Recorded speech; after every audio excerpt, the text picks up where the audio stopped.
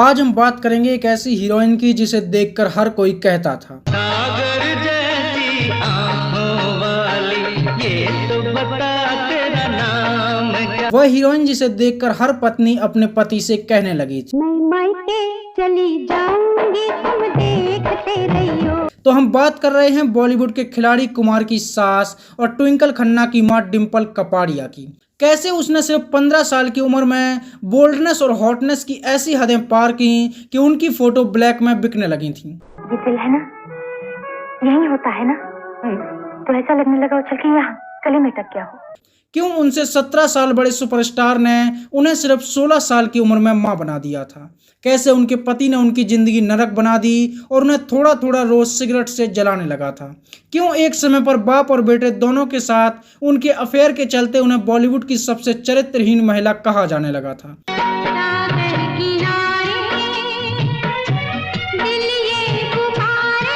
और ऐसा क्या हुआ कि उन्होंने अपनी ही बेटी को शादी से पहले प्रेग्नेंट होने के लिए मजबूर किया। जानेंगे और भी बहुत कुछ, तो चलिए शुरू करते हैं। तेरा नाम लिया। डिंपल कपाड़िया का जन्म 8 जून 1957 को एक गुजराती परिवार बोले तो मोटा भाई के घर पर हुआ था। उनके पिता का नाम चुन्नी लाल भाई कपाड़िया और माता का नाम बिट्टी कपाड़िया था। उनके पिता इतने बड़े मोटा भाई थे कि उनके घर पर फिल्मी सितारों का आना जाना लगा रहता था, या यूं कहें कि वो अंबानी के लगभग आस पड़ोस वाले ही थे। क्या बात कर रहे हैं? डिंपल कपाड़िया की पढ़ाई लिखाई saint Joseph convent high school से हुई, लेकिन पढ़ाई लिखाई में वो उतनी अच्छी नहीं थी क्योंकि उनका मन तो फिल्मों में लग रहा था। 13-14 साल से ही वो फिल्मों में हीरोइन बनने के सपने देखने लगी थीं। यही वो समय था जब राज कपूर जोकर बनकर सड़क पर आ गए थे। जाने कहाँ गए वो दिन। और यह फिल्म बनाकर वो पूरी तरह से बर्बाद हो गए थे। इसलिए उन्होंने एक नई फिल्म बनाने की सोची और अपने बेटे ऋषि कपूर को लॉन्च करने का मन बना लिया। फिल्म के लिए हीरोइन की तलाश भी उन्होंने शुरू कर दी।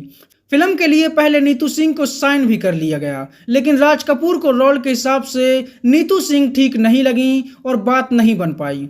चुन्नी लाल कपाड़िया के घर पर एक पार्टी में राज कपूर ने पहली बार डिंपल को देखा। मुझे भी कुछ कहना है, पहले तुम, पहले तुम, पहले तुम, पहले तुम। पहले तुम। अबे जल्दी बोल, कल सुबह पनवेल निकलना। और उन्हें डिंपल इतनी पसंद आई कि उन्होंने उसे फिल्म में लेने का मन बना लिया। उस समय डिंपल की उम्र केवल 15 साल थी, लेकिन फिर भी उनके पिता ने उन्हें हीरोइन बनने को कह दिया क्योंकि खुद राज कपूर ने उनसे ये कहा था। डिंपल कपाड़िया को इस तरह अपनी पहली फिल्म मिल गई। फिल्म का नाम था बॉबी। I am Bobby. मुझसे दोस्ती करोगे? और अपनी पहली फिल्म में डिंपल ने अपनी खूबसूरती का ऐसा जलवा बिखेरा कि हर कोई उसे देखता ही रह गया। उसने 15 साल की उम्र में ऐसे बोल्ड सीन दिए कि हर कोई उसके बारे में सोचने लगा था। क्या नजारा है। यह फिल्म बड़ी सुपरहिट रही और फिल्म के गाने लोगों की जुबान पर चढ़ गए। झूठ बोले कौवा काटे, काले कौवे से डरियो। लेकिन फिल्म के अलावा डिंपल कपाड़िया एक और चीज के लिए भी सुर्खियों में रही। यह वो समय था जब राजेश खन्ना बॉलीवुड पर एक तरफा राज कर रहे थे और हर लड़की उनका सपना देखती थी, जिनमें डिंपल कपाड़िया भी शामिल थी। वो बॉलीवुड के पहले सुपरस्टार बन चुके थे, लेकिन अपने सपनों की रानी उन्हें अभी तक नहीं मिली थी और वह सड़कों पर गाते हुए घूम रहे थे। मेरे सपनों की रानी कब आएगी तू, आई रुत मस्तानी। जैसे ही एक पार्टी में राजेश खन्ना की नजर डिंपल कपाड़िया पर पड़ी तो वो डिंपल की खूबसूरती के दीवाने हो गए और उसे पाने के लिए ललायत होने लगे। इस समय पर डिंपल अपनी पहली फिल्म की शूटिंग कर ही रही थी कि एक दिन अचानक से राजेश खन्ना ने उन्हें शादी के लिए प्रपोज कर दिया और मानो डिंपल को जैसे औकात से बड़ा बहुत कुछ मिल चुका था, जिसके साथ उठना बैठना ही डिंपल का एक सपना था। जब उसने शादी के लिए पूछा तो डिंपल मना ही नहीं कर पाई और उसने शादी के लिए तुरंत हाँ कर दी। इस समय पर डिंपल की उम्र केवल 15 साल थी और राजेश खन्ना उनसे लगभग 17 साल बड़े यानी कि 32 साल के थे। और मुझे जिंदगी बड़ी होनी चाहिए, लंबी नहीं। लेकिन फिर भी दोनों की शादी हो गई। उनकी शादी उस साल की सबसे चर्चित शादी रही और डिंपल राजेश के लिए इतनी पागल थी कि उन्होंने अपनी पहली ही फिल्म छोड़ दी और लगभग 6 महीने तक अपनी शादी के मजे लेते रहीं। लेकिन जब राज कपूर ने उन्हें समझाया तो वह फिल्म के सेट पर वापस लौटी और बॉबी की शूटिंग पूरी की। फिल्म जैसे ही रिलीज हुई तो इसने तहलका मचा दिया। हम दोनों एक कमरे फिल्म में 15 साल की डिंपल को बिकनी लुक में देखकर जवान से लेकर बूढ़ों तक की रातों की नींद उड़ गई। फिल्म के गाने बड़े सुपरहिट हुए और हर पत्नी अपने पति से कहने लगी, मैं मायके चली जाऊंगी, तुम देखते रहियो। लेकिन पति भी कहने लगे, तू मैं के चली जाएगी, मैं दूजा ब्याह जाऊंगा। पहली ही फिल्म से डिंपल रातों रात स्टार बन गई और हर कोई उनकी अगली फिल्म का इंतजार करने लगा। लेकिन इधर डिंपल राजेश खन्ना की हवस का शिकार हो गई और केवल 16 साल की उम्र में ही मां बन गई। उन्होंने बेटी ट्विंकल खन्ना को जन्म दिया और यहीं से उनकी पूरी जिंदगी बदल गई। वो फिल्मों में काम करना चाहती थीं, लेकिन राजेश खन्ना ने उन्हें फिल्मों में काम करने से साफ मना कर दिया और डिंपल कपाड़िया की जिंदगी 4 दीवारी में सिमट कर ही रह गई।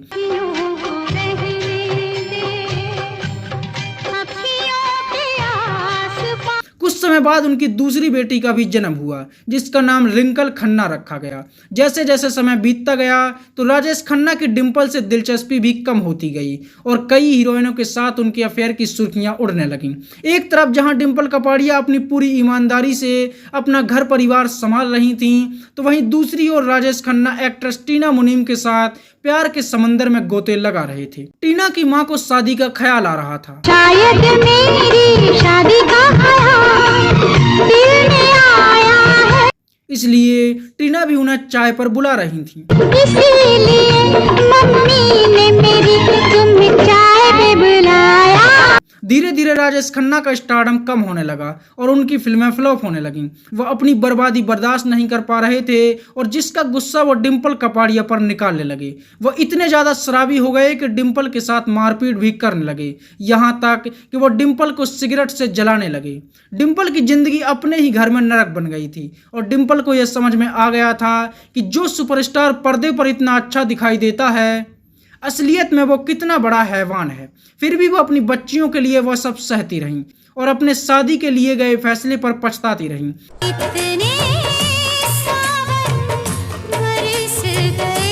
लेकिन एक दिन यह मारपीट इतनी ज्यादा बढ़ गई कि राजेश खन्ना ने उन्हें जान से मारने की कोशिश की और डिंपल कपाड़िया को रातों रात अपने पति का घर छोड़कर भागना पड़ा। अपने बच्चों को लेकर वो अपने पिता के घर आ गई और यहीं उन्होंने अपनी दोनों बेटियों की परवरिश की। डिंपल अपने पिता पर बोझ नहीं बनना चाहती थी, इसलिए उन्होंने एक बार फिर से फिल्म इंडस्ट्री में वापसी करने की सोची। तू तो इतना छोटा था, इतना बड़ा कैसे हो गया? हाँ, तू उसका बाप है। लेकिन डिंपल कपाड़िया को फिल्म इंडस्ट्री छोड़े लगभग 12 साल हो चुके थे और लोग उन्हें भूल चुके थे। उन्होंने कई डायरेक्टरों के दफ्तरों के चक्कर लगाए, लेकिन कोई भी उन्हें हीरोइन बनाने को तैयार नहीं था। 1984 में उन्होंने फिल्म जख्मी शेर से एक बार फिर से फिल्मों में वापसी की। फिल्म में उनके हीरो थे जितेंद्र, लेकिन यह फिल्म कुछ खास कमाल नहीं कर पाई और लोगों ने उन्हें नोटिस तक नहीं किया। इसके बाद डिंपल कपाड़िया को भी समझ में आ गया कि सीधी सादी लड़की का किरदार निभाकर कुछ नहीं मिलने वाला, क्योंकि लोगों को तो बस बॉबी चाहिए थी। इसके बाद रमेश सिप्पी की फिल्म सागर में उन्होंने काम किया और अपनी 12 साल पुरानी इमेज को दोहराया।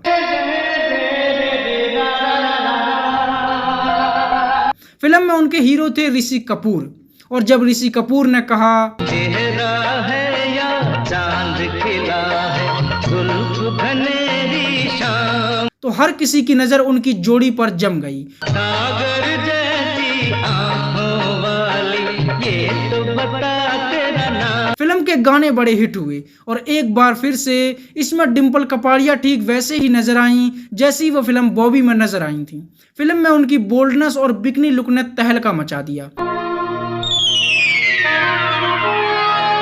क्या माल है यार। और फिल्म के गाने भी लोगों की जुबान पर चढ़ गए। इसके बाद 1986 में अनिल कपूर के साथ वह फिल्म जानबाज में नजर आई और फिल्म का एक गाना बड़ा सुपरहिट रहा।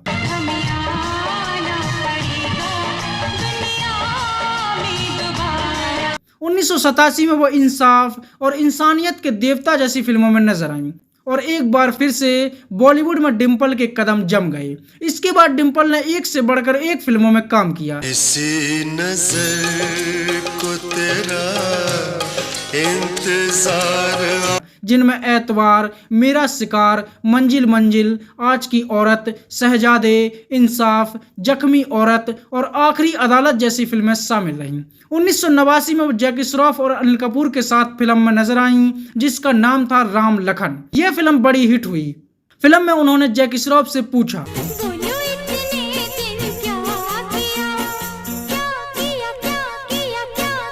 और जैकी श्रॉफ ने भी कहा, तेरा नाम लिया,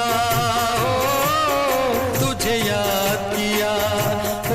यह फिल्म साल की बड़ी हिट फिल्म बनी और इसने डिम्पल कपाड़िया को खूब पहचान दिलाई। इसी साल उनकी कई फिल्में रिलीज हुईं जिनमें सिक्का, आग का गोला और बंटवारा जैसी फिल्में शामिल रहीं। 1990 में वो मिथुन चक्रवर्ती के साथ फिल्म प्यार के नाम कुर्बान में नजर आईं। फिल्म चाहे जैसी भी रही हो, लेकिन फिल्म के एक गाने में मिथुन की बनियान बड़ी चर्चित रही, जिसका पता सीआईडी भी नहीं लगा पाई कि बनियान सीधी थी या उल्टी। ऐसा लगता था मुझको तू है मेरी जिंदगी। नहीं सारुण के यहाँ कुछ तो गड़बड़ है। इसके बाद अमिताभ बच्चन के साथ वह फिल्म अजूबा में नजर आई।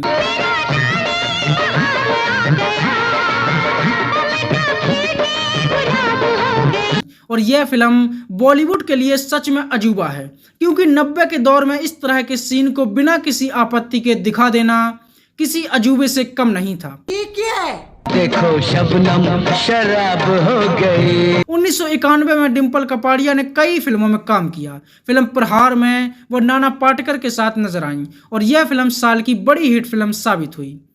फिल्म नरसिम्हा में उन्होंने सनी देओल के साथ काम किया और इसी फिल्म में उन्होंने अपनी एक्टिंग से बाप जी को भी पीछे छोड़ दिया। 1992 में उन्होंने सपने साजन के फिल्म में जैकी श्रॉफ के साथ काम किया। फिल्म राम लखन के बाद डिम्पल कपाड़िया ने एक बार फिर से जैकी श्रॉफ से पूछा,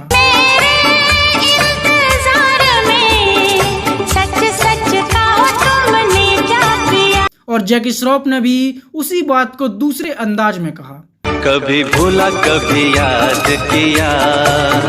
इसके अलावा इसी साल मार्ग, अंगार और करम योद्धा जैसी फिल्मों में भी डिम्पल कपाड़िया नजर आईं, जिनमें विनोद खन्ना के साथ आई फिल्म मार्ग बड़ी चर्चित रही। फिल्म में डिम्पल की हॉटनेस और बोल्ड अवतार ने लोगों के साथ साथ विनोद खन्ना का भी मन मचला दिया। फिल्म में एक किसिंग सीन था जिसे करते हुए विनोद खन्ना डिम्पल की सुगंध में ऐसे खोए कि कट बोलने के बाद भी उनसे चिपके रहे और उसे लगातार किस करते रहे। डिम्पल सांड जैसे विनोद खन्ना के चंगुल में फंसी झटपटाती रही और बाद में उसने विनोद खन्ना को खूब खरी खोटी सुनाई। 1993 में भी डिम्पल कपाड़िया 5 फिल्मों में नजर आईं, जिनमें गुनाह, आज की औरत, गर्दिश और रुदाली जैसी फिल्में शामिल रहीं। लेकिन इनमें से जो सबसे चर्चित रही वह थी फिल्म रुदाली।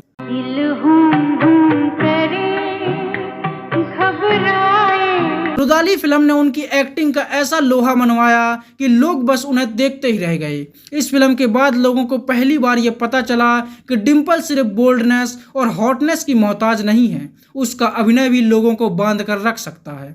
इसके बाद एक बार फिर से उन्होंने उस एक्टर के साथ काम किया जिसने हिंदू मुस्लिम एकता का अनोखा उदाहरण दिया। बता, इसमें मुसलमान का कौन सा, हिंदू का कौन सा? भाई लेकिन मैं तो क्रिश्चियन हूँ। फिल्म का नाम था क्रांति वीर और इसी फिल्म से डिम्पल कपाड़िया को कहा जाने लगा, कलम वाली बाई। यह फिल्म भी साल की बड़ी हिट फिल्म बनी और इसने भी डिम्पल कपाड़िया को खूब पहचान दिलाई। इसके बाद भी डिम्पल कपाड़िया लगातार फिल्मों में काम करती रहीं और उन्होंने बॉलीवुड में खूब नाम कमाया। एक समय पर डिम्पल कपाड़िया बॉलीवुड की सबसे ज्यादा फीस लेने वाली हीरोइनों में दूसरे नंबर पर थी और हर कोई डिम्पल कपाड़िया का दीवाना बन चुका था। सिली सिली बिरहा की रात का जलना। लेकिन धीरे धीरे डिम्पल की उम्र ढलने लगी और उन्हें मेन लीड में काम मिलना बंद हो गया, लेकिन उन्होंने फिल्मों में काम करना कभी नहीं छोड़ा। डिम्पल कपाड़िया आज भी फिल्मों में एक्टिव बनी हुई हैं और हर तरह का रोल करके अपनी एक्टिंग से हर किसी को अपनी ओर खींचती रहती हैं। अब हम बात करते हैं डिम्पल कपाड़िया की पर्सनल लाइफ की। सबसे पहले फिल्म बॉबी में काम करने के दौरान वह ऋषि कपूर के साथ कमरे में बंद हुई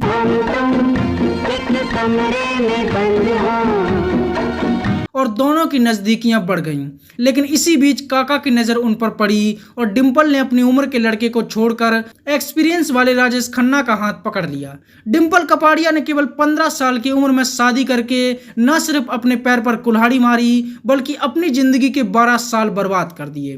टीवी पर किसी सेलिब्रिटी को देखना और उसे अपना क्रश बना लेना अलग बात है, लेकिन उसके लिए इतना पागल होना कि अपनी और उसकी उम्र का फासला ही भूल जाना एक तरह से बेवकूफ़ी है। डिम्पल को इसी की सजा मिली और राजेश खन्ना ने यह भी नहीं देखा कि वह बच्ची है और सिर्फ 16 साल की उम्र में ही डिम्पल को मां बना दिया और केवल 19 साल की उम्र में वह 2 बच्चों की मां बन चुकी थी। इसके बाद उन्होंने डिम्पल को टॉर्चर भी खूब किया और इतना किया कि बेचारी को आधी रात को ही भागना पड़ा। फिल्म मंजिल मंजिल में काम करते हुए डिम्पल कपाड़िया सनी देओल के करीब आ गईं और उनसे प्यार करने लगीं। दोनों ने एक साथ लगभग कई फिल्मों में काम किया। सनी देओल शादीशुदा थे लेकिन फिर भी वो डिम्पल के प्यार में मगन हो गए। डिम्पल भी सनी देओल के प्यार में पागल हो चुकी थी और 2.5 किलो की दीवानी हो गई थी,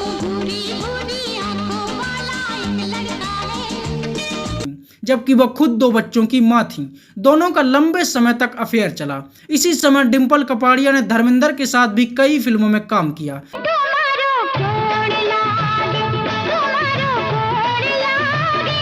और वो धर्मेंद्र के भी नजदीक पहुंच गईं।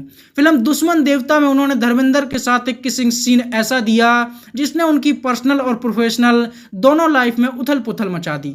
बेटे सनी देओल के साथ रिलेशनशिप में रहते हुए भी धर्मेंद्र के साथ उनके किसिंग सीन ने बॉलीवुड में तहलका मचा दिया। सनी देओल को बहुत बुरा लगा और हर कोई डिम्पल कपाड़िया को चीप कैरेक्टर वाली महिला कहने लगा था। इसके बाद सनी देओल उनसे इतना नाराज हुए कि उन्होंने अपनी शादीशुदा जिंदगी में वापस लौटना ही बेहतर समझा और वह डिम्पल कपाड़िया से अलग हो गए। डिम्पल कपाड़िया का और भी कई लोगों के साथ नाम जुड़ा लेकिन वो किसी के साथ भी दिल से कभी नहीं जुड़ पाई और राजेश खन्ना को भी शायद कभी दिल से नहीं निकाल पाई। इसकी सजा तुम मुझे क्यों दे रहे रवि?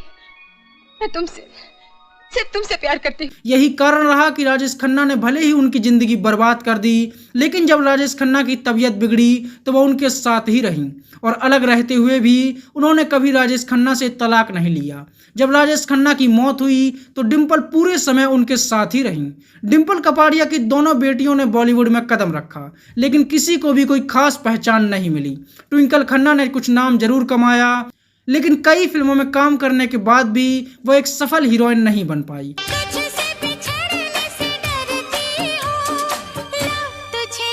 ट्विंकल ने बॉलीवुड के खिलाड़ी कुमार कहे जाने वाले अक्षय कुमार के साथ शादी कर ली लेकिन इस शादी से भी एक जुड़ा हुआ किस्सा कमाल का रहा। कहते हैं कि किसी ने डिम्पल कपाड़िया को यह बता दिया था कि अक्षय कुमार बीच वाले हैं और वो कभी भी बाप नहीं बन सकते। मैं नहीं मानता।